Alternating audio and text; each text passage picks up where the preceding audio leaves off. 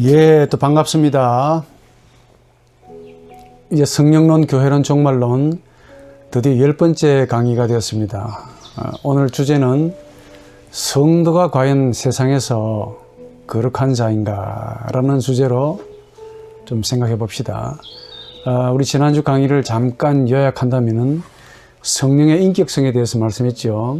그 성령은 나사렛 예수라는 역사적 예수를 예나 지금이나 변함없이 그리스도로 현존하게 하셔서 그분의 육성과 인간성을 그려주는 인격이라고 그랬습니다.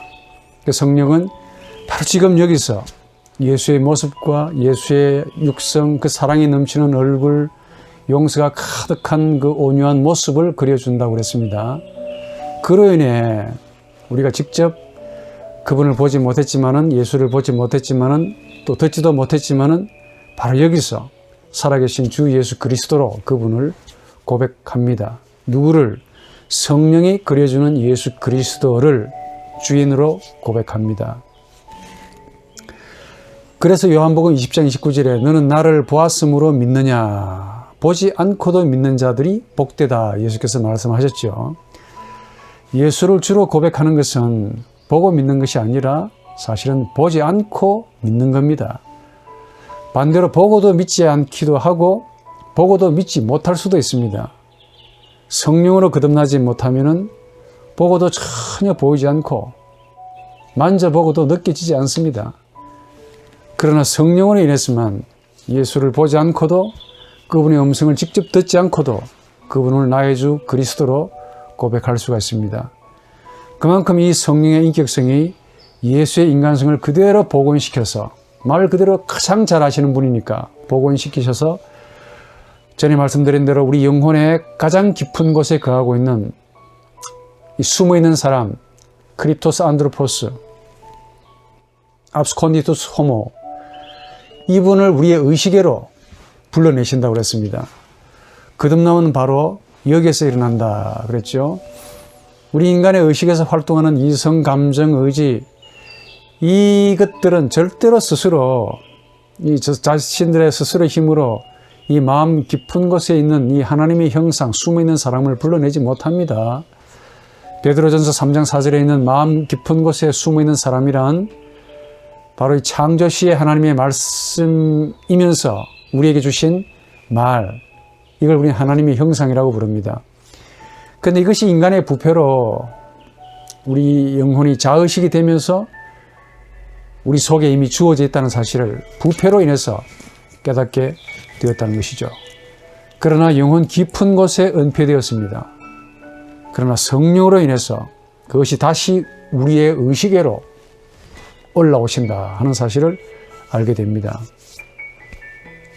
부패 이후로 인간은 소위 의식과 무의식으로 분리되고 그 무의식에 거하는 하나님의 형상이라는 참된 나, 이게 독립적인 인격으로 우리 의지와 전혀 무관하게 독립적인 초오감적인 이런 인격으로 항상 의식을 향해서 쳐다보고 있고 또 의식을 향해 말을 걸고 있다는 겁니다.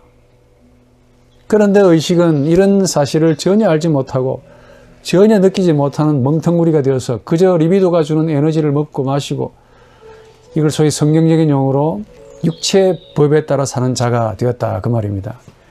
이런 자는 살아도 사는 것이 아닙니다. 죽어도 죽는 자가 아니야. 전혀 의미 없는 허무한 자라고 말합니다.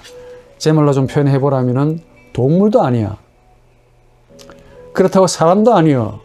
이것도 아니고 저것도 아닌 소위 괴물이라고 부릅니다. 동물 같으면 차라리 봐주겠는데 동물도 아니고 사람도 아니고 얼굴과 인상과 모습은 영판 사람 같은데 그 내용은 동물보다 더 동물스럽고 동물보다 더 잔인한 찔한 동물성을 발휘하면서 하루하루 그렇게 살아가는 자가 됩니다. 모든 사람들이 이 각자가 전부 고유한 괴물이 되어서 괴물로서 괴물로 살아갑니다. 자기들이 만든 세상에서 이런 괴물이 원래의 모습을 회복하는 것은 우리의 의식과 리비도의 노력으로는 불가능하지요.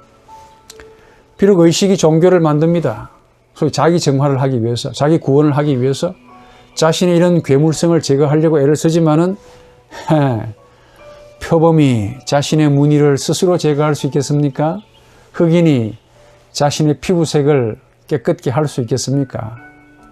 탄식이 나오고 절망이 나오고 비록 점잖은 모습을 가지고 있지만은 영혼은 위선에 가득 차 있고 멀쩡한 얼굴을 가지고 있지만은 영혼은 가식과 분노로 가득 차 어찌할 줄 모릅니다. 마음으로는 늑대처럼 상대를 잡아먹고 있지만은 겉으로는 웃으면서 안녕하세요. 그래서 영국의 철학자 홉스는 이렇게 말합니다. 인간은 인간에게 순놈 늑대다. 호모 호미니 루푸스. 상대에게 약점만 보면은 그 약점만 보고 있고 약점을 보면은 반드시 공격하고 찢고 물고 뜯고 그게 우리 인간의 리비도와 인간의 의식입니다.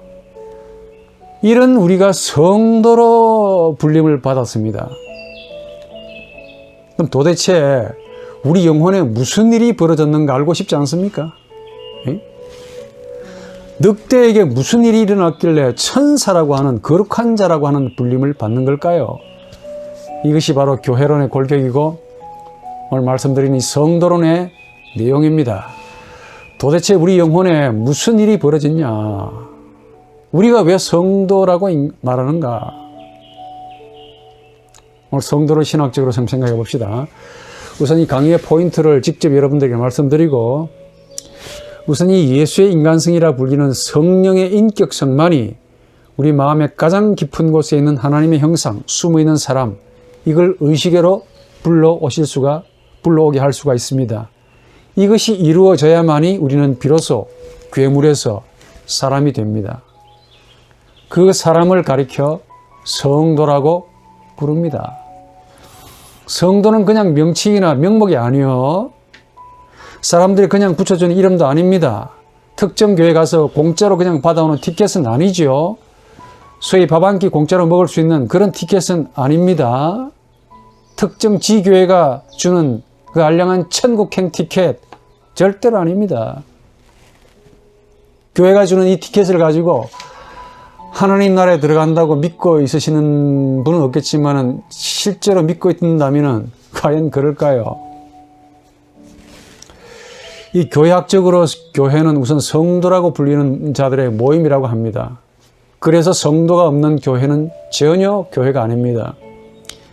성도는 거룩한 백성이고 그 거룩한 백성들의 모임이 바로 교회. 교회가 거룩하다 그죠? 그렇습니다. 그러나 설마 예배당이 거룩하다고 성스럽다고 여기는 분 없겠지요? 과거에는 예배당을 성전이라고 불렀습니다.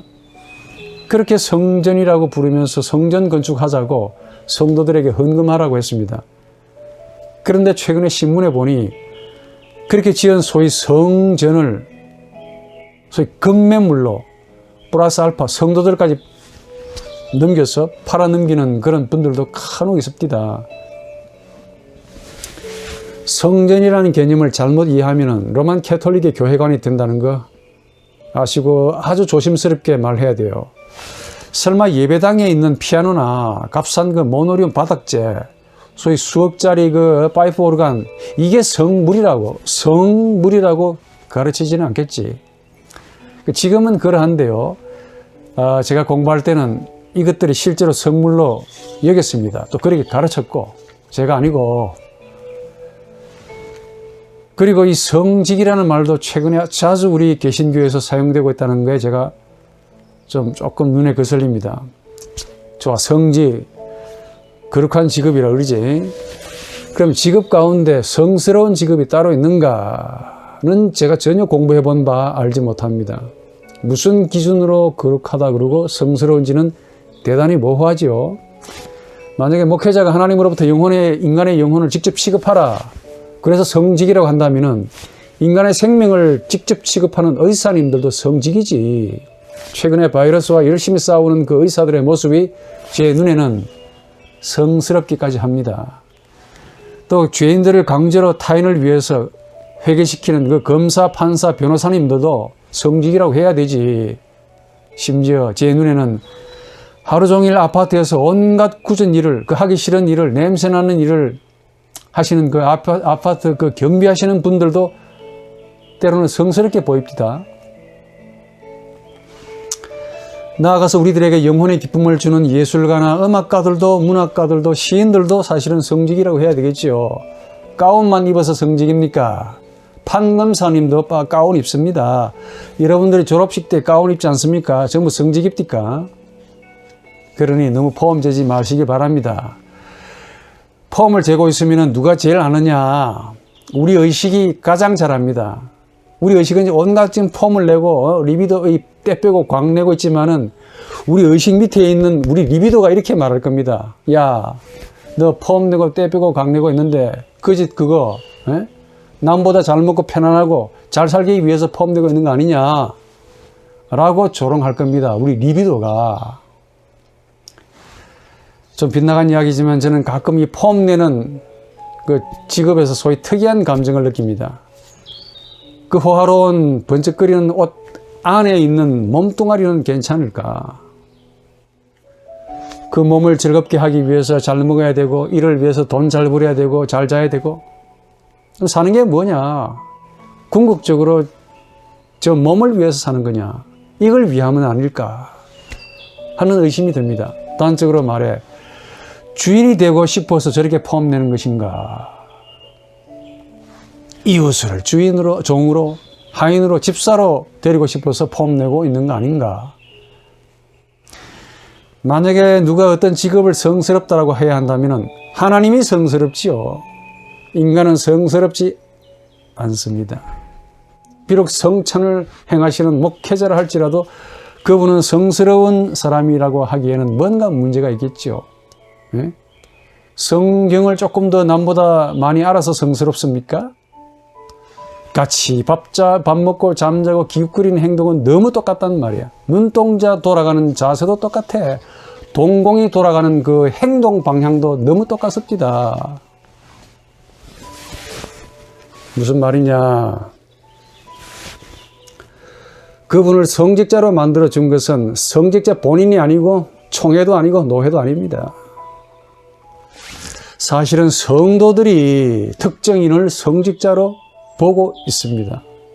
정확하게는 성도들의 신앙이 그분들을 성직자로 만들어 준 거야. 잘 들으시기 바랍니다. 왜냐? 신앙은 본질적으로 하나님의 말씀에 반응하도록 하나님이 주신 선물입니다. 즉 신앙은 우리 영혼의 깊은 심연에 거하는 하나님의 형상이라고 불리는 그 누미노제, 이게 하나님의 말씀에 반응하게 하는 일종의 직관과 같고 영감과 같습니다. 그리고 하나님의 형상이 우리 의식애로 걸어 나오게 하는 길이고 진리입니다. 신앙이 걸어 나오게 한단 말이에요. 길이 되어주는 거야. 우리 영혼 깊은 곳에 있는 하나님의 형상이 이걸 부르고 있고 이걸 찾으시는데 이런 하나님의 가장 반응해서 가장 예민하게 반응하면서 신앙이라는 길을 따라 의식애로 걸어 끌려 부르심을 받고 나온단 말이에요. 바로 이 신앙이 부패한 인간조차 성직자로 봅니다. 신앙은 부정한 인간조차 거룩한 신적인 자로 보게 만드는 겁니다. 이 사실을 조금이라도 안다면은 소위 성직자들은 성직이라는 말을 들을 때마다 항상 겸손해야 돼요. 본인이 우상숭배의 대상이 되지 않도록 항상 자기 성찰을 해야 됩니다. 지금 자신과 마주하고 있는 성도가 과연 누구인가를 알 필요가 있습니다. 그리고 성직자인 여러분들도 한 분의 성도라는 사실을 잊어서는 안 되죠. 성직자가 뭐셉니까? 사무엘입니까? 다윗입니까? 바울이 아니죠. 어설픈 영웅심리에 빠지지 마시길 바랍니다. 남이 나를 영웅으로 여긴다 할지라도 나는 절대로 영웅이 아니라는 겸손이 왜 필요한지를 성도가 누구인지를 알면 이해가 될 거란 말이에요. 너 비겁하지 않냐? 라고 우리 자신의 리비도가 우리 의식을 향해서 비웃습니다. 영웅 좋아하네? 라고 웃는단 말이야. 너 영웅 아니지 않냐? 라고 자연적인 섭리도 가르쳐 줍니다. 너 앞으로 수십 년이 지나면 반드시 죽는다. 죽어도 거의 병으로 죽을 거야. 병원에서 죽지 않습니까? 직접 성천하실 분이 계십니까? 그러니까 누군가에 의해 도움을 받으면서 죽는다는 말인데 이 자연적인 섭리를 잘 아시기 바랍니다. 자신을 높이지 마셔야 돼. 지금 내가 뭔가를 잡고 누리고 있으니까 본인 스스로 쏟고 있는 거야. 말 난 김에 우리의 이 이성이라는 의식이 우리 자신을 얼마나 속이고 있다는 사실을 좀 제대로 알 필요가 있습니다. 이 인간의 이성이라는 의식이 얼마나 멍청하냐에 대해서는 제 강의 다시 한번 돌아서 보시길 바라고, 이게 얼마나 교만스럽고 얼마나 우스꽝스러우냐면은 알 필요가 있어요. 즉 머리라고 불리우는 이 이성은 현재를 전혀 알지 못하는 사실을 아셔야 됩니다. 이 이성이라는 두뇌는 아주 흥미롭게도 현재라는 시간을 전혀 알지를 못하고 알기를 또 원하지 않아요. 그러니까 이성이 가지는 시간이 뭐냐 하면은 정확하게 과거만 가집니다. 이 과거를 가지고 장차 되어질 미래를 만듭니다. 그래서 이성은 오로지 시제가 뭐냐? 과거이고 그 과거에서 연역 추론되어 있는 지가 만든 미래를 가집니다. 과거를 가지고 미래를 만든다 그 말이에요. 그러니까 이성의 주인이 된 의식을 지배하는 시제가 뭐냐? 과거입니다. 그 과거에서 미래를 만들어내고 무한히 연역하는 특성을 가집니다. 이게 지금 무슨 말인지 아십니까? 이 머리라는 이성은 과거만 가지고 있고 그 과거에서 미래를 만들어내기 때문에 소위 타승에 젖는 특징을 가진다는 말입니다. 잘 들으시기 바랍니다. 무슨 말이냐? 그랬다라는 과거, 그 과거에서 그럴 것이다 라는 미래를 만듭니다. 참 요상하지. 그러니까 내가 그랬다라는 기억의 말을 들으면은 나는 그럴 것이다 라는 기대를 꿈꿉니다. 이성이. 그러니까 기억이 기대를 만드는 작업을 하다 보니까 자연스럽게 타성해졌습니다. 너는 거룩하다, 성직이다, 거룩한 백성이다 이렇게 들으니까 나는 거룩하다 라는 이 과거의 사실을 이성은 기억으로 가지고 있습니다. 그러다가 나는 거룩할 것이다, 거룩한 자인가 보다 라는 기대를 만들어낸다는 거야. 이것이 이성이 꿈꾸는 사변성입니다. 무슨 말이냐? 누군가가 나에게 당신은 거룩한 자라고 칭해주면은 처음에는 그 말이 처음 듣는 말이기 때문에 신선함과 감사함을 느낍니다. 그런데 두 번째, 세 번째 자꾸 들으면은 이성은 받은 그 말을 과거로 저장합니다. 그 저장된 말을 추론해서 미래를 만들어낸다는 말이야. 즉 나는 거룩한 자일 것이다 라는 꿈을 꾼다는 겁니다. 그래서 거룩한 자라고 누군가로부터 들으면은, 내가 누군가로부터 들으면은 그 말을 기억으로 저장했다가 그 저장된 기억을 연역해서 거룩한 자일 것이다 라는 기대를 생산해 냅니다. 그리고는 자신이 거룩한 자일 거라는 진짜 사실로 받아들인단 말이야. 처음에 들을 때는 호기심으로 듣지만은 자꾸 들으면 그 들은 말을 과거로 응고시키면서 그 응고된 말을 가지고 미래도 추측하고 연역해 낸다는 겁니다. 이런 특성을 가진 이성은 누구로부터 너 거룩한 자다 라고 자꾸 듣다 보면은 이성 자신이 나 진짜 거룩한 자네, 그런 자로 만듭니다. 그러니까 말하자면은 우리 두뇌는, 이성은 실제와 가상을 구분하지 못한다는 거야. 우리 속된 말로 된장과 유사한 것과 분간을 못합니다. 들으면서 이성은 자신을 스스로 그런 자로 여깁니다.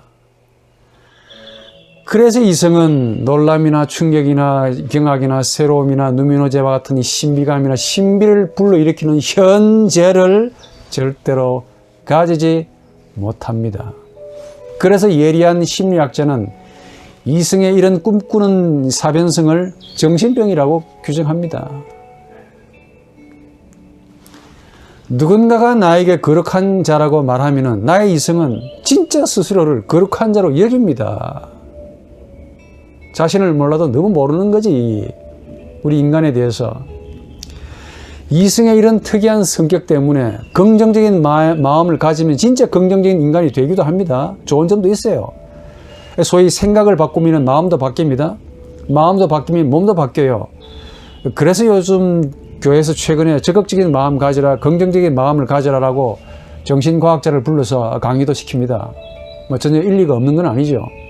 성도라는 말 역시 마찬가지입니다. 스스로 거룩하다고 최면 걸지 마시기 바랍니다. 그건 그러고 이건 이거란 말이야. 성도는 우리가 스스로 성도라고 보면서 내리는 판단이 아닙니다.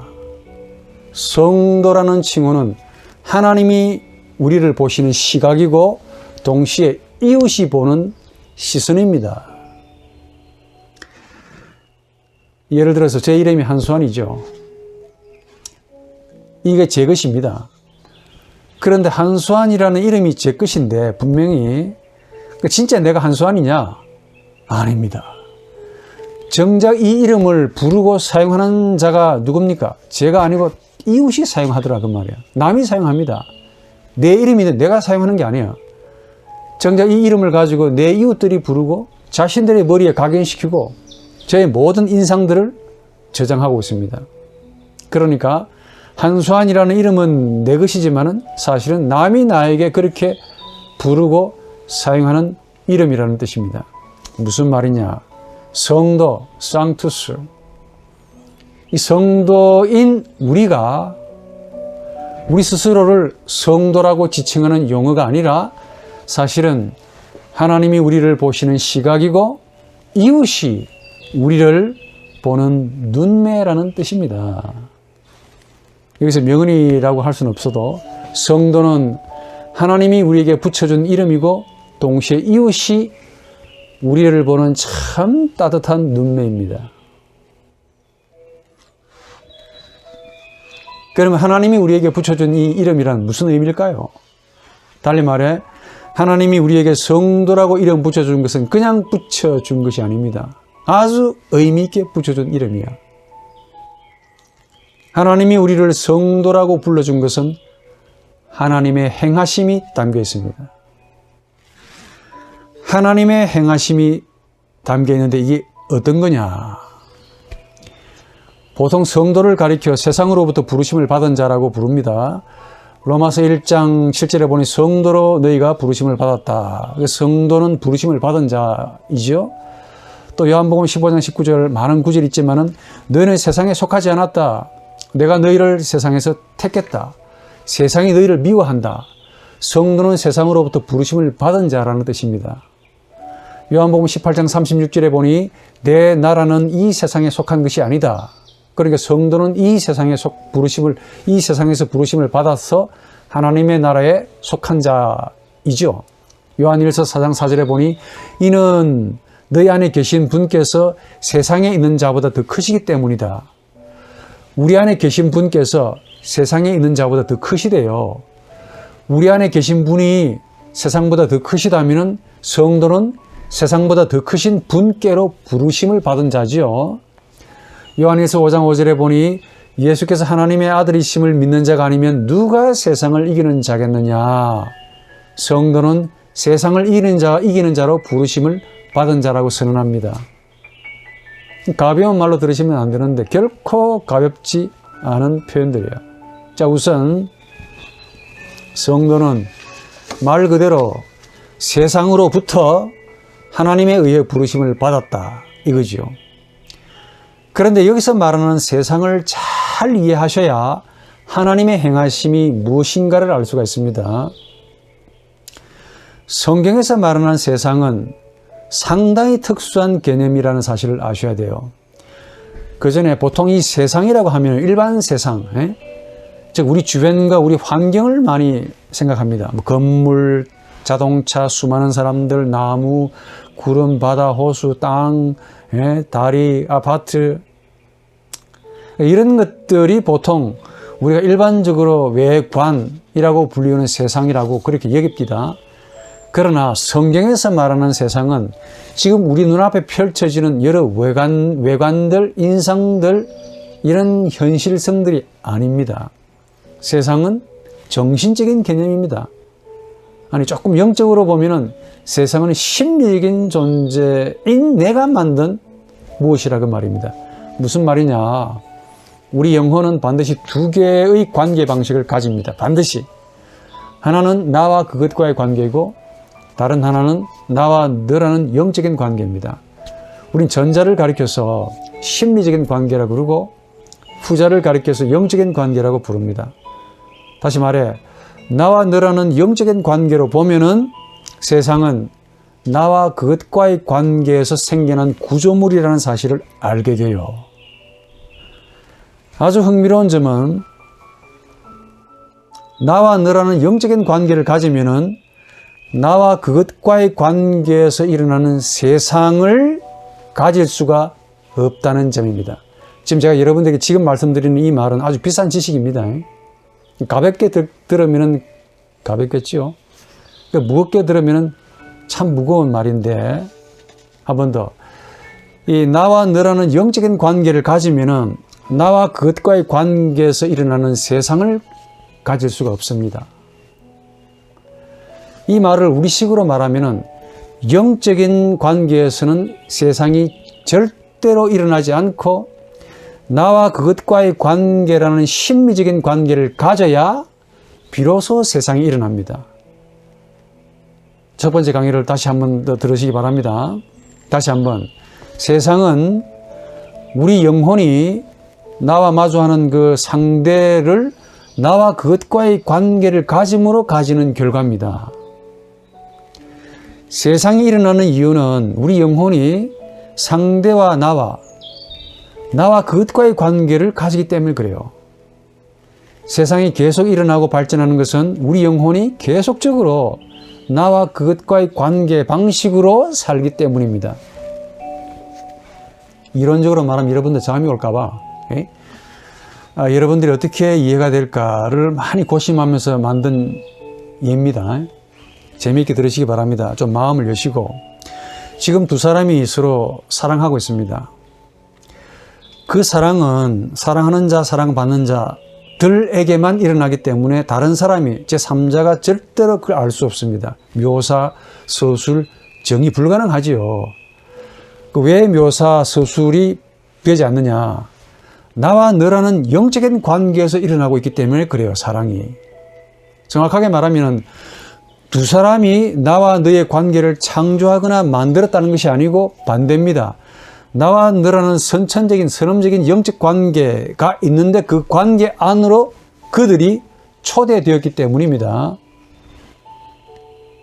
그래서 마틴 부부는 이걸 선험적인 카테고리라고 말합니다. 그런데 사랑이 깨어져서 서로가 많은 상처를 가졌습니다. 그리하여 시간이 지납니다. 그러면서 자신들에게 주어진 그 사랑을 객관적으로 보기 시작하는 거예요. 그때부터 비로소 그들은 사랑 이야기를 서술, 묘사할 수가 있습니다.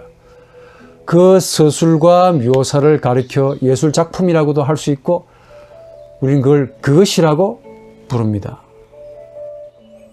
그러니까 지금 사랑하고 있는 현재라는 시간은 절대로 나와 너의 관계고 단 두 사람만 알 수 있습니다. 이 관계에서 그분들은 아무개라는 이름으로 관계하는 것이 아니고 그냥 나와 너입니다. 자기 하지 않았습니까? 거기는 학벌도 재산도 직업도 없어. 그 어떠한 열등감도 그 어떠한 평가, 시선 전혀 받지 않습니다. 그런데 어떤 이유에서건 상처로 인해서 이 관계가 깨집니다. 그 이후로 비로소 러브스토리라는 이야기가 생겨납니다. 사랑에 대한 객관적인 서술이 가능하고 묘사가 생겨나기 시작합니다. 이 러브스토리를 가리켜 세상이라고 부릅니다. 이래도 여러분들이 이해가 안 되는 것 같아서 제가 어렵게 골란 노래 가사 시를 하나 소개해 드릴게요. 제목은 사랑 그 쓸쓸함에 대하여. 다시 또 누군가를 만나서 사랑을 할 수 있을까? 그럴 수는 없을 것 같아. 도무지 알 수 없는 한 가지, 사람을 사랑하게 되는 일, 참 쓸쓸한 일인 것 같아. 사랑이 끝나고 난 뒤에는 이 세상도 끝나고 날 위해 빛나던 모든 것도 그 빛을 잃어버려. 이 가사에서 아주 흥미로운 내용이 나옵니다.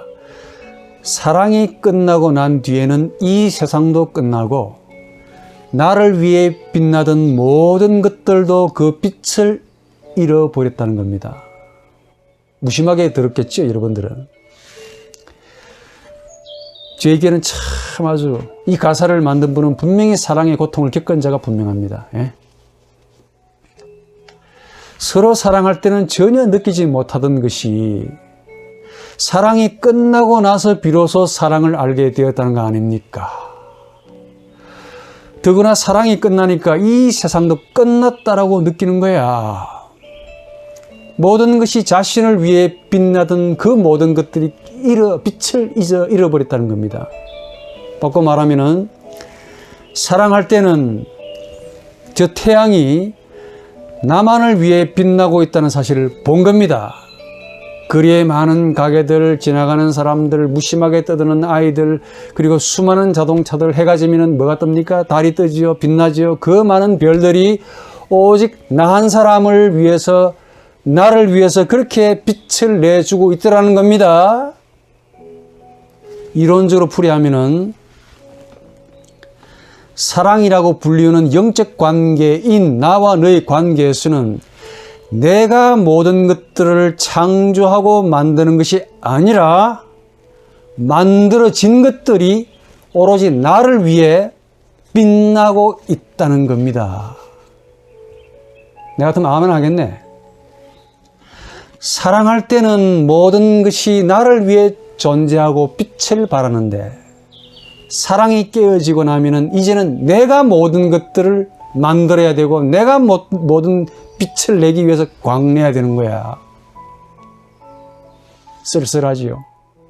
알 수 없는 거지요. 태양을 봐도 빛이 나지 않아. 아이들이 떠드는 소리도 그냥 시끄러운 거야. 지나가는 차들은, 많은 차들은 그냥 번거롭습니다.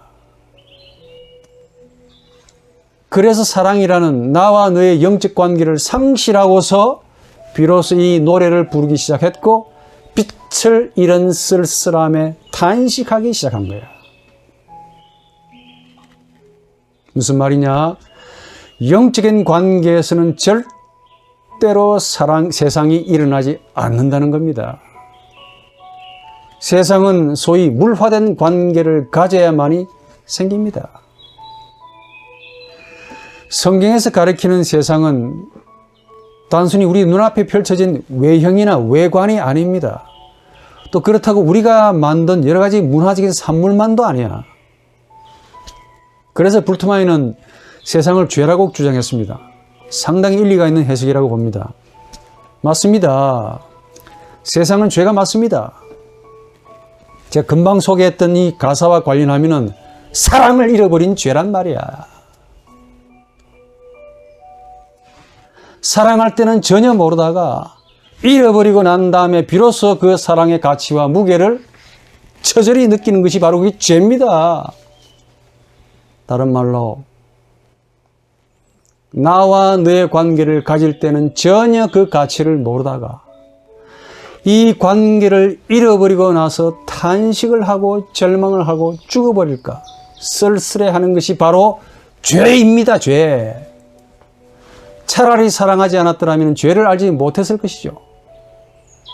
그러나 사랑했기 때문에 죄가 비로소 발견되는 거야. 그게 죄입니다.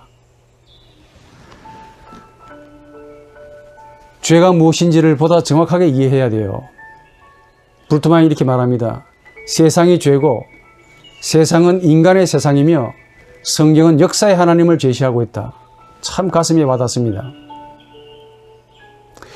죄를 이해하기 위해 세상을 먼저 이해해야 돼요. 세상이란 인간의 세상입니다. 인간의 세상이란 인간 의식의 세상입니다. 인간의 의식이 만든 세상이기 때문이죠.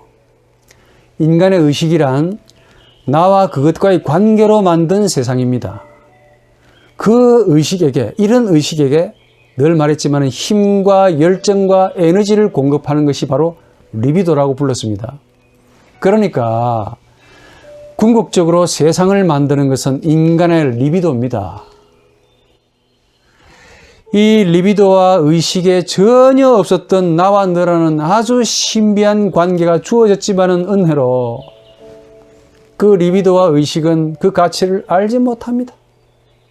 마치 강아지가 진주를, 돼지가 진주를, 강아지가 거룩한 것을 모르듯이 그만 상처를 내버립니다. 그리고 그 관계를 그냥 부셔버립니다. 그리고는 뭘 주워가느냐? 나눠 갖다 내버리고 나와 그것과의 관계를 주워가네. 그 관계로 나와 너라는 관계를, 잃어버린 그 관계를 기억하면서 쓸쓸해합니다. 죽고 싶어합니다. 힘들어한다고, 괴로워합니다. 이게 세상이고 이게 죄란 말이야. 영적 관계를 알지 못한 무지가 죄입니다. 그 무지에서 쓸쓸함을 만드는 것이 죄야. 빛나던 태양이 오로지 나를 위해 비추어 주었지만은 그때는 모르는 거야. 그 빛을 잃어버리고 난 뒤에야 쓸쓸함을, 괴로움을, 한탄을, 고통을 가지는 것. 이것이 사랑에 대해 의식이 짓는 죄고 동시에 세상입니다. 그러니까 지옥이지요. 왜 그렇게 사느냐고 묻고 싶네. 조금 더 구체적으로 한번 해봅시다. 지금 두 사람이 물건을 지금 팔고 사는 관계에 있습니다. 만약에 서로가 대화가 너무 잘 돼가지고 잘 팔고 잘 사는 관계로 이제 거래가 끝나고 서로 갔습니다. 그렇게 되면은 세상은 일어나지 않습니다. 욕설도 없지요. 그냥 웃으면서 헤어집니다. 그런데 대화가 안 됩니다. 이 두 사람이. 안 되다 보니까 서로 싸우지요. 그러니까 누가 얼떨결에 욕설을 했습니다. 그 말을 들은 분이 화가 나겠죠. 주먹을 썼더니 또 손해를 봤다네. 그러니까 서로 고소를 하고 고발합니다. 조금 있으니 경찰이 등장하지요. 형무소가 등장하고 법이 나옵니다. 변호사가 나오고 판사가 나와. 자, 그 관계에서 말을 잘 해야만이 상대를 이기지요. 말을 잘 하려면 수사법이 필요합니다. 수사법을 가르치는 학교가 따로 생겼습니다. 그 학교는 누가 있습니까? 선생님이 계셔요. 가르침을 받아야 되겠는데 그냥 가르쳐 줍니까? 이를 위해서 수업료가 내야 되겠죠. 수업료를 만들기 위해서 내가 노동을 해야 돼. 그 노동을 하기 위해서 직업이 필요하지요. 그 직업에서 상관이 필요하고 사장이 필요하고 직원들이 필요하고 위치가 필요합니다. 월급을 주려니까 계산을 해야 되겠죠. 그러다 보니까 전문적으로 계산을 해야 하는 사람이 필요합니다. 계산을 빨리 하기 위해서 계산기가 발명되고 컴퓨터가 발명되고 인공지능이 나오고 온갖 게 나옵니다. 지금 제 말 이해하십니까? 이게 바로 세상이야. 세상이 이렇게 다양하게 일어나는 겁니다. 부디 무슨 말을 하시는가 가슴으로 이해하시기 바랍니다. 그 이해 못하면 안 되지. 이해하시면 제가 맛있는 거 사드릴게요. 당연히 돈은 여러분들이. 지금 이 경찰, 검사, 법, 도덕, 학교, 학생, 노동, 계산기, 사장, 직원 이 모든 것들이 왜 생겨났는지를 말하기 위함이야. 왜 생겨났겠습니까? 이것들은 싸움이 일어나지 않았더라면 일어나지 않았겠죠. 싸움이 있었기 때문에 이런 것들이 생겨납니다. 그럼 싸움이 왜 생겼을까요? 물건 파는 자는 손님을 신으로 여겼다면 절대로 싸움이 일어나지 않았을 겁니다. 물건 사는 분 역시 그분을 천사로 여기고 감사와 고마움으로 여겼다면 절대로 싸움이 일어나지 않았겠지. 예컨대 우리가 이 싸움을 가리켜 나와 그것과의 관계라고 합니다. 서로 이익이라는 관계로 만났고 그러니까 상대를 주인으로 보지 않고 내 종으로 여기기 시작합니다. 갑질이 거기서 나오는 거지. 갑질을 왜 하니? 네가 갑이냐고. 여러분들이 갑입니까? 진짜 갑인 하나님도 우리에게 을이 되었는데 사람을 종으로 여기기 시작하는 거야. 그랬더니 뇌 속에서 히메로의 의지가 솟구치지요. 그로 인해 주인 에로의 의지가 펄펄 끓어서 상대를 종으로 대합니다. 그 히메로의 의지에 리비도가 비웃으면서 조롱하면서 그래 잘한다. 내가 영양분을 힘을 공급할 테니까 계속 주인이 돼봐라. 수와 양적으로 많이 크게 봐라. 나도 그러하고 상대도 그러합니다. 예? 당연히 나와 상대는 나와 그것과의 관계가 성립이 되는 거지. 그로 인해서 주변 사람들이 모이들이 서로 편이 나눠집니다. 말이 그칠어지더니 욕설이 오가더니 주먹이 등장하고 경찰이 오고 변호사가 오고 검사가 필요하고 판사가 필요하고 형무소가 나오고 돈이 필요하고 돈 벌기 위해 거짓말이 나와야 되고 거짓말 잘하기 위해서 공부해야 되고 책을 읽어야 되고 공부하기 위해서 등록금을 내야 되고 학교가 나오고 선생이 나오고 대학교가 생긴 겁니다. 그리하여 지금의 세상이 우리 눈앞에 펼쳐지고 있는 겁니다. 세상은 단순히 우리 앞에 놓인 자연이 아닙니다. 인간의 의식과 이 히메르의 의지와 그리고 리비도가 된 나가 만든 정신의 총체를 가리킵니다. 경찰, 검사, 법, 도덕, 학교, 선생, 노동, 계산기, 주임, 컴퓨터, 인공지능, 인륜, 공론, 문화, 예술, 학문, 종교. 이 세상들은 싸움의 결과로 이런 것들이 만들어졌는데 이렇게 만들어진 세상은 그렇게 단순한 것이 아닙니다. 어떻게 만들어진 것입니까? 예. 우리 정신의 외면과 관계에서 이웃과 관계에서 이렇게 만들어진 것이죠. 자, 그럼 이번에는 우리 정신의 내면으로 한번 들어가 보자니까. 이번 강의 참 어렵겠네. 나와 이 외면과 나와 상대와의 외적인 관계에서 이런 게 만들어졌습니다. 자, 그럼 이런 것들이 만들어지게 되는 그 원인 제공을 하는 내 내면을 하면 영혼의 내면으로 한번 들어가면 또 무슨 일이 벌어졌길래 라고 한번 생각해 보자는 말이야. 자, 우선 싸우기 위해서 뭐가 필요합니까? 말이 필요하지요. 그 말은 누가 만들게요? 천사가 줍니까? 아니지요. 내 이성이 만듭니다. 나는 말하기 위해서 내 이성이 논리적으로 활동해야 됩니다. 천천히 해드릴게요. 내 이성이 논리로 활동하기 위해 지금까지 부모님이나 학교, 학원에서 돈 주고 배웠던 그 독서를 통해 배웠던 내가 익혔던 모든 문장들을 한마디로 모든 문장들을 전부 다 동원해야 돼요. 싸우기 위해서, 상대를 이기기 위해서. 이 문장을 동원하기 위해서 이성은 문장을 논리적으로 나열합니다. 그냥 말하면 안 되니까. 그럼 이성이 문장들을 나열하기 위해서 뭐가 필요합니까? 그냥 나열이 됩니까? 생각이라는 힘을 빌려야 돼요. 그럼 생각은 또 그냥 나오는 것이냐? 아니죠. 내가 왜 생각해야 되는데? 라는 질문에 대한 답변이 주어져야 생각하게 됩니다. 그 물음에서 답이 주어져야 돼요. 그러니까 생각하는 이유에 대한 답이 주어질 때 의지가 도와줍니다. 일어난단 말이야. 그러니까 의욕은 무슨 의욕이냐?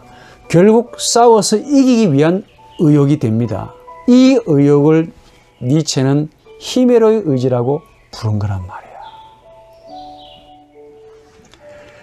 상대를 지배하고 다스리고 종으로 만들기 위한 의욕이라는 뜻입니다.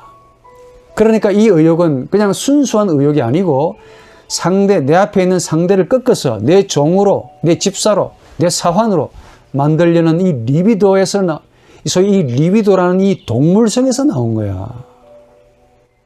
싸움을 놓고 나라는 정신이 밖으로는 아까 말했듯이 이렇게 많은 것들을 만들었고 이렇게 많은 것들을 만들고 있는 나 안으로, 내 정신 안으로 들어가 보니까 이런 기가 막힌 일이 벌어지고 있더라 그 말이지.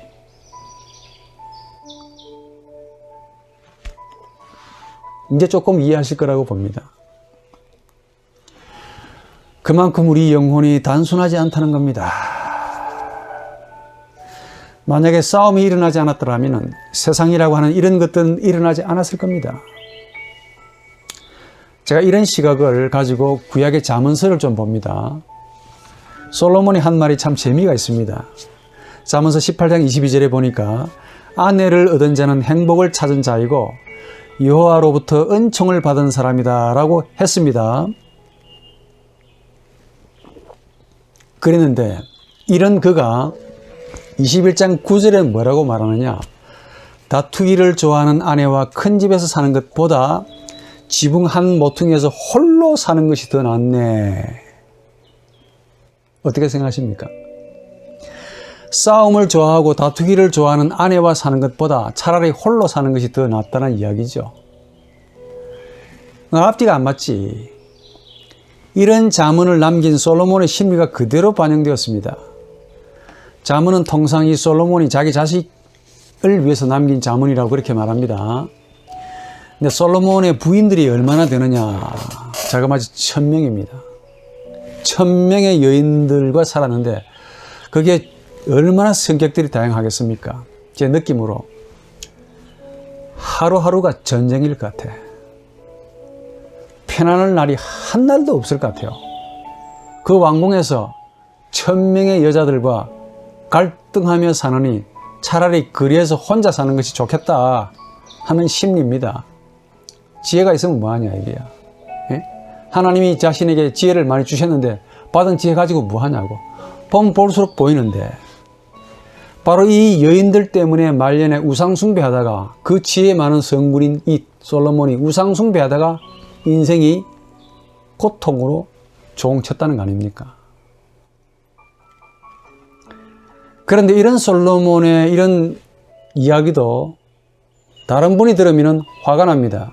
무슨 말이냐? 지금 어느 분이 처절한 고독을 겪고 있습니다. 고독에 뼈가 사무치는 거야. 자기 주위에 아무도 없습니다. 이런 분이 솔로몬의 이 잠언을 들으면 그야말로 사치하고 앉아있네. 너 고독 아냐? 허무 아냐? 라고 대들 것 같아. 그러니까 여러분 설교할 때 조심하셔야 됩니다. 잘 알고 설교하셔야 돼. 깊은 이야기는 빼버리고 우선 솔로몬의 심리를 소개해 드립니다. 지혜도 그냥 나오지 않습니다. 여자들과 다투어야 지혜도 발전한다는 것이 이치입니다. 그렇죠? 싸우기 위해서 말을 잘 해야 되지 않겠습니까? 물론 말 잘하는 것은 타고난 능력이 결정하기도 합니다. 받긴 받아야 돼. 그러나 훈련을 통해서도 얼마든지 뛰어난 언변을 가질 수가 있습니다. 싸움에는 이겨야 되지요. 또 이기기 위해서는 힘의 의지가 총동원이 되어야 돼요. 그리고 힘의 의지가 총동원되기 위해서는 동물적인 공격성이 뛰어나야 되는 거야. 늑대를 보십시오. 호모 호미니 루푸스, 이 순놈 늑대가 무슨 짓 하는지 한번 보라고. 동물성이 남달리 뛰어나려면 컴플렉스가 남들보다 훨씬 더 많아야 돼요. 컴플렉스가 별로 없는 분들은 사람이 착해요. 세상 살기에 부족하다니까. 이 컴플렉스가 남보다 많은 사람일수록 동물성이 뛰어납니다. 즉 리비도가 악하면 악해질수록 히메로의 의지가 활성화되고 히메로의 의지가 충만해야 의식에 있는 이성, 감정, 의욕을 충만케 하고 그로 인해 상대를 꺾어서 때려 눕힐 수가 있다는 겁니다. 싸움이 없다는 것은 우리 영혼의 리비도가 활동하지 않는다는 것을 의미하고, 리비도가 활동하지 않는다는 것은 히메로의 의지가 작용하지 않는다는 것이죠. 히메로의 의지가 작용하지 않는다는 것은 세상이 일어나지 않는다 하는 뜻입니다. 그래서 솔로몬이 잠언서 21장 31절에 이렇게 말합니다. 이런 이야기 쫙 해놓고는 승리는 여호와에게 달려있다. 하나님에게 달려있대요. 하나님께 탓을 돌리네. 그러나 주의할 것은 이 잠언서 1장 7절에 처음부터 무슨 이야기를 하고 이 솔로몬이 말을 했느냐가 중요합니다. 여호와를 경외하는 것이 지식의 시작이다 라고 전제하고 제가 지금까지 말씀드린 바에 앞뒤가 안 맞는 듯한 잠언을 말하고 있다는 사실을 아셔야 됩니다.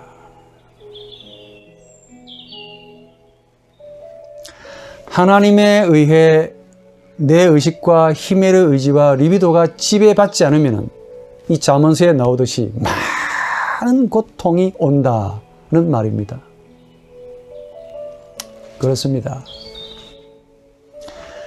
내가 세상을 가지면 반드시 상대와 충돌하고 갈등합니다. 왜냐? 상대도 세상을 가지고 있기 때문에 그래요. 내 세상과 상대의 세상이 반드시 같지 않습니다. 그러니까 싸움이 일어나지. 그로 인해 물화된 마음을 가지게 됩니다. 내가. 그 결과로 영적인 관계는 그만큼 멀어지는 거야. 세상을 가진다는 것은 내 영혼이 죽었다는 사실을 반영합니다. 싸우고 열정을 가지고 있으니까 마치 언뜻 보기에 현상적으로 살아있네 라고 말하고 싶겠지만은 그것은 우리의 시각이고 하나님 보실 때 죽었다 이거야. 성도는 이런 세상을 가지지 않는 자를 가리킵니다. 세상에 아예 없는 자가 아니라 세상을 가지지 않는 자입니다. 세상을 가지고 있지만은 동시에 세상을 가지지 않을 수 있는 자입니다. 아내를 얻은 자는 행복을 찾은 자이고 여호와로부터 은총을 받은 사람이기도 하지만은 동시에 싸우는 여자와 같이 살기보다 차라리 혼자 사는 것이 좋다를 느끼는 자가 바로 성도란 말이야. 무슨 말이냐? 세상을 가졌기 때문에 세상을 가지는 괴로움과 고통을 잘 압니다. 세상을 가지고 있기 때문에 세상의 고통을 잘 알고 세상을 가지지 않는 것이 얼마나 큰 기쁨이고 행복이 되는지를 잘 압니다. 성도가. 세상을 가질 때 일어나는 고통에 비례해서 세상을 가지지 않을 때 주어지는 평안과 행복, 카라 이 꽃처럼 기쁨이 크단 말이에요. 그러나 성도는 세상을 가짐으로 고통이 일어나기 때문에 그렇다고 세상을 아예 없애는 자가 아닙니다. 싸우기를 좋아하는 아내라는 세상을 가지고 있기 때문에 그렇다고 해서 아내를 버리는 자가 성도는 아니라고 말이야.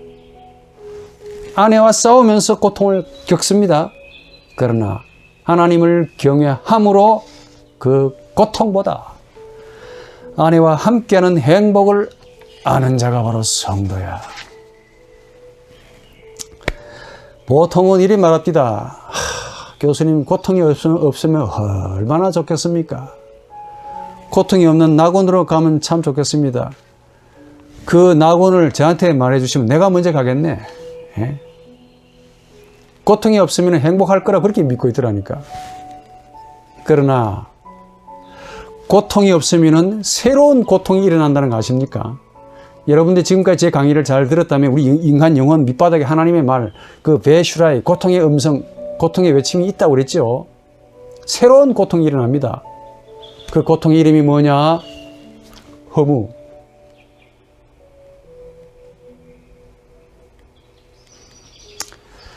제가 과거 목회할 때 남편을 잃고 자식들과 함께 사는 우리 성도들을 상대로 목회를 좀 했습니다.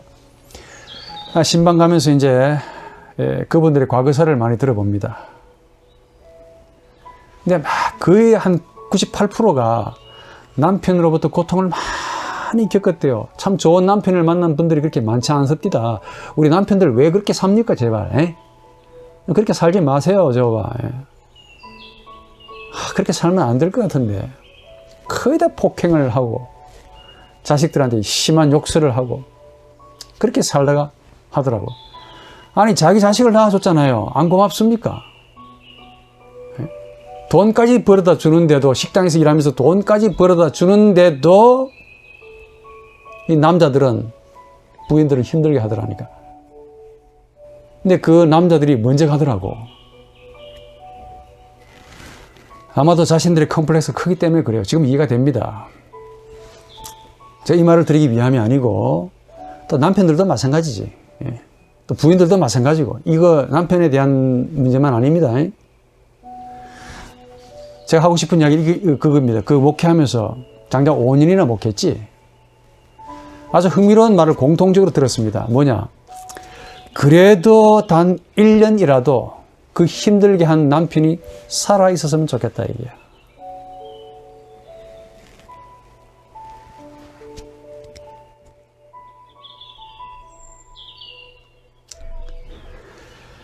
만약에 이런 질문을 던져봅니다. 너 고독 택할래? 고통 택할래? 두 가지밖에 없다 이게. 너는 한 개를 택하라 한다면은 여러분들 뭘 택하고 싶습니까? 홀로 사는 걸 택하고 싶겠지요. 그런데 고독은, 고통은 없지만은 만남의 기쁨도 없습니다. 고독은 헤어짐의 슬픔도 없지만은 다시 만나는 기쁨도 없는 거예요. 성도는 세상을 가지고 있기 때문에 항상 세상의 도전 앞에 서 있습니다. 부패하기 이전에 아담은 세상을 가져본 적이 없기 때문에 세상을 너무 쉽게 가질 수 있습니다.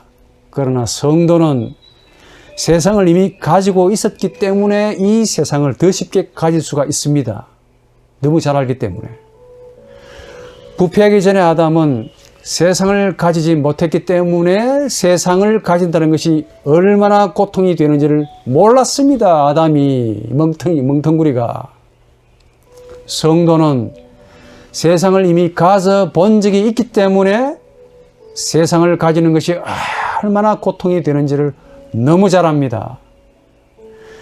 부패하기 전에 아담은 세상을 가지지 못했기 때문에 세상을 버리는 기쁨을 알지 못해요. 성도는 세상을 가져본 적이 있기 때문에 세상을 버리는 기쁨이 얼마나 큰지를 너무 잘 압니다. 이게 바로 성도의 기쁨이야. 성도는 슬픔을 겪었기 때문에 그와 비례해서 기쁨의 가치와 크기를 잘 압니다. 세상으로부터 부르심을 받는 것이 무엇을 의미하는지를 성도가 잘 압니다. 안 가르쳐줘도 잘 압니다. 그것은 단순히 세상으로부터의 단절이 아니고 세상을 갖다 내버리는 것이 아니고 세상이 주지 못하는 기쁨을 맛보는 것이고 그 기쁨은 세상이 주는 고통과 괴로움을 능히 이길 수 있는 영적인 기쁨이라는 사실을 성도가 더 잘 압니다. 성도는 단순히 세상을 떠나는 자가 아닙니다. 하나님께로 나가는 자지. 세상으로부터의 자유를 제대로 아는 자야. 자유는 부자유 혹은 구속으로부터의 해방입니다. 그러나 그것만이 있는 게 아닙니다. 이 세상으로부터의 자유는 참된 나가 의식을 만나는 것, 참된 나가 의식으로 걸어 나오는 것을 가리킵니다.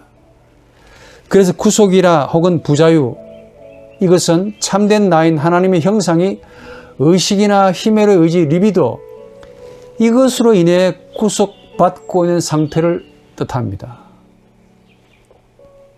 즉 구속이나 부자유는 내가 나를 구속하고 있고 내가 나를 부자유하게 하는 주범인 거야. 즉 의식과 리비도, 이 힘의 의지가 나를, 참된 나를 핍박하고 부자유하게 만들고 있기 때문에 그런 겁니다. 그게 정확하게 말하면 내 의식과 힘의 의지, 내 리비도가 참된 나를 억압하고 가두고 은폐하고 구속하기 때문에 고통을 느끼는 거야.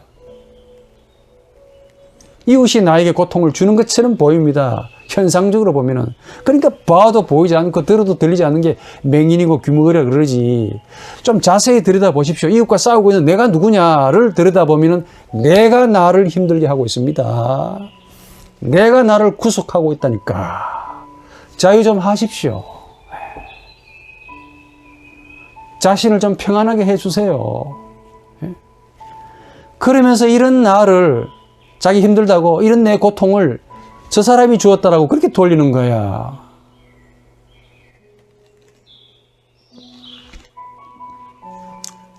단언컨대 내가 나에게서 자유로워지면은 나는 더 이상 세상을 가지지 않습니다.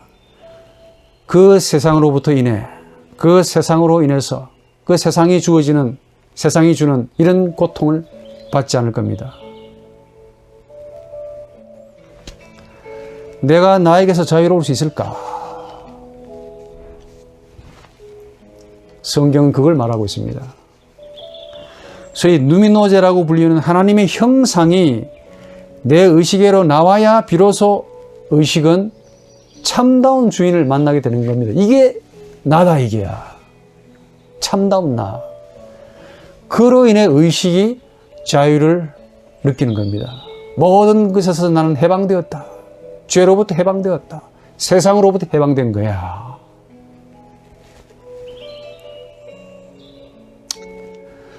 그러면 누가 참된 나를 의식으로 불러낼 수 있을까요? 바로 그리스도의 인간성뿐입니다. 아무리 내가 연구를 많이 하고 책을 좀 읽었지만은 철학도 했고 답은 이거밖에 없습니다. 더 좋은 답을 내가 못 찾아서 미안합니다. 그리스도의 인간성뿐이더라고. 성령의 인격성은 바로 이 그리스도의 인간성으로 참된 나를 의식으로 불러냅니다. 참된 나는 하나님의 인간 되심을 가장 잘 알아봅니다. 의식이 알아보는 게 아니고 하나님의 형상, 이 참된 나가 하나님을 착 알아보더라니까. 하나님의로의 자유를 아는 자만이 비로소 세상으로부터 자유할 수 있습니다. 나와 너의 관계는 나와 그것과의 관계에서 더욱 가치롭게, 더욱 영롱하게, 더욱 아름답게 빛을 발합니다. 성도는 세상에 있어야 하고 세상에 거해야 하는 의무를 가집니다. 세상이 좋아서가 아니고 바로 세상에서 하나님을 만나는 기쁨을 누리기 위함이지요. 이것이 얼마나 기쁨이 되는지는 그가 얼마나 세상적인가에 비례합니다. 죄가 넘치는 곳에 은혜가 더욱 넘친다 하는 바울의 말이 실감날 겁니다. 바로 성도에게서 죄와 은혜가 함께 거합니다. 의식과 리비도는 죄의 법을 항상 따릅니다. 그러나 하나님의 형상인 참된 나는 의의 법을 따르고 싶어 합니다.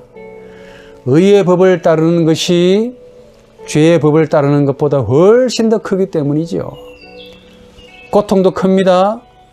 그러나 고통보다 고통을 이기는 기쁨이 더 크기 때문에 고통의 반대는 고통 없음이 아니고 기쁨입니다. 고통의 반대는 슬픔이 아니고 기쁨이란 말이야. 이 기쁨이 성도를 삼키는 영혼의 거듭남, 이 거듭남을 아는 자가 바로 성도입니다. 성도에게서 죄와 은혜가, 죄 그리고 은혜가 함께 역사합니다. 이런 점에서 우리 갈등은 성도가 가지는 특권이기도 합니다. 갈등을 너무 미워하지 마십시오. 너무 싫어하지 마시라니까. 고통을 너무 힘들게 여겨지겠지만은 너무 그렇게 적으로 원수로 돌리지 말기 바랍니다. 성도의 특권이기도 합니다. 이 특권은 누려야 하는 권리이기보다는 겪어야 하는 의무에 가깝습니다. 의무라는 면에서 짐이 되겠지요. 그러나 예수와 함께 진다는 점에서 또 다른 권리입니다. 죄가 없다면 참 좋았을 것이라고 자주 말합니다. 그러나 죄가 없다면 은혜 역시 없을 겁니다. 바로 이 은혜 때문에 어쩌면 죄가 있어야 하는지도 모르죠. 우리에게 이 리비도와 의식이 죄로 거하면서 떠나지 않는 이유가 있다면 은혜가 항상 우리와 함께하기 위함이다. 예수 그리스도가 우리와 항상 함께하기 위함이다. 라고 말하고 싶습니다. 하나님이 죄를 삭제하시는 방법을 택하지 않은 것은 우리를 미워서가 아니고 하나님이 무능해서가 아니고 성도에게 항상 은혜가 되시기 위함이다 라고 말씀을 드리고 싶습니다. 하나님이 리비도와 의식이라는 이 가라지, 정말 보기 싫은 가라지겠죠. 이걸 확 불살라 없애버리지 아니하시는 것은 딱 하나, 하나님이 자기가 소중하게 여기는 바로 이 하나님의 형상, 자신과 닮았다라고 여기는 그 참된 인간의 나, 이것과 직접 만날 수 있는 바로 그것, 나와 너의 이 관계를 가질 수 있는 하나님의 가장 소중한 것이 바로 인간 영혼 깊은 곳에 은폐되어 있기 때문에 그렇습니다.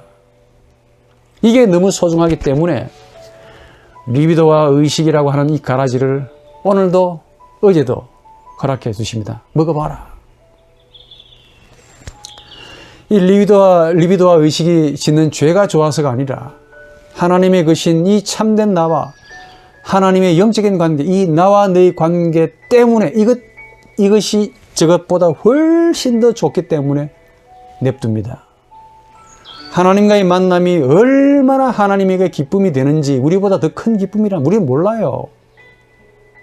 하나님에게 얼마나 기쁨이 되는지 하나님은 우리의 의식과 리비도가 짓는 죄를 기꺼이 용납하십니다. 용서하신다고. 하나님은 고통을 전혀 느끼지 못하는 무표정한 얼굴보다 고통을 느끼면서 찡그린 얼굴을 더 사랑하십니다. 고통을 담은 얼굴은 우리에게는 참 부담이 되는데 이걸 불쌍하게 보시는 하나님의 시선이 머물기 때문에 고통은 충분히 그만한 가치가 있습니다. 세상을 가지지 못하는 강아지보다 세상을 가지고 있기 때문에 고통하는 인간을 더 사랑하십니다.